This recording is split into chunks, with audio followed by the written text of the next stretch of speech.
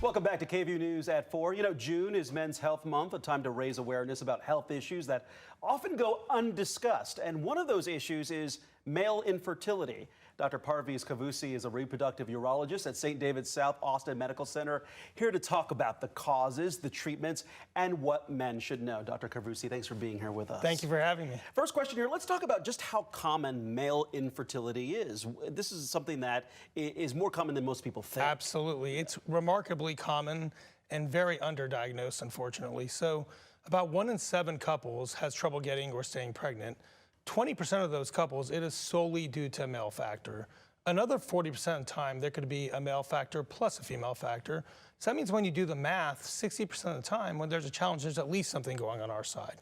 So very common. Yeah, a lot of people do assume that this is mainly, infertility is mainly a women's issue. Right. That's why it's so important to get men involved in the conversation, correct? Absolutely. And I think one of the challenges that we've had is, number one, because the male side gets ignored in a lot of places still in 2026, we're not getting the best opportunities for a lot of those couples, maybe to do simpler treatments or more effective outcomes when we look at both sides.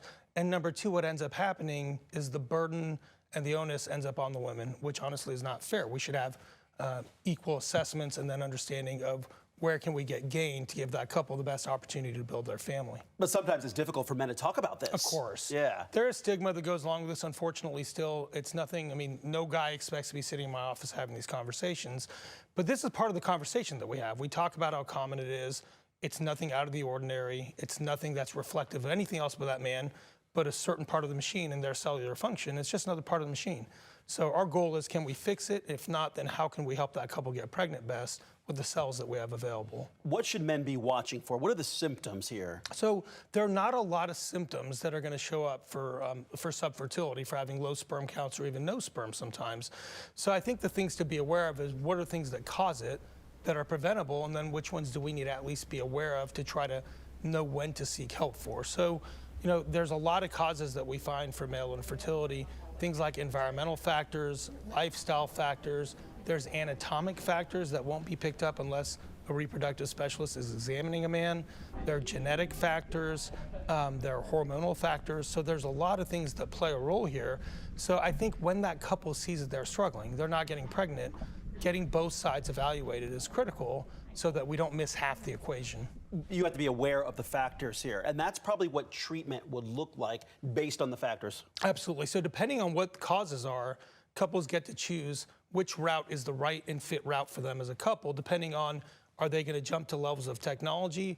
Are there factors that we really need to address because of potentially things like sperm DNA health that regardless of technology can still impact outcomes? So, you know, first we talk lifestyle. We keep guys out of hot tubs, out of warm baths, out of saunas, no tobacco, no marijuana, minimize alcohol, no testosterone supplementation, either medically or supplements meant to boost testosterone. These can all have an adverse effect on fertility. Then it's important to have a good physical exam. You know, 40% of my infertile guys walk in with an anatomic variable called a varicocele, basically like varicose veins, that are bad for sperm health and numbers, that I fix with a minor surgery, and they go home and their numbers come up and their sperm health gets better. Hormone factors, we do hormonal analyses. Are there hormonal factors that are bad for fertility that we can simply treat with medications? And then in the more severe scenarios, we want a genetic evaluation to understand, are there other health risks for those men? What are potential outcome impacts for offspring? And what are the causes that are causing this? And those aren't always correctable, but there are usually ways to work around them. Very quickly here, what would your message be to men who are hesitant to seek this kind of care or have this conversation? The sooner you get evaluated when there's concern, the sooner we're going to get you on the road to building your family. And that you're not alone with this. It's very common. And that there's a lot of help out there now. Just seek help and we'll get you going in the right direction and we'll get your family built. Starts with a conversation there. Absolutely. Dr. Kavoussi, good to see you here. Thank you. Pleasure to be here.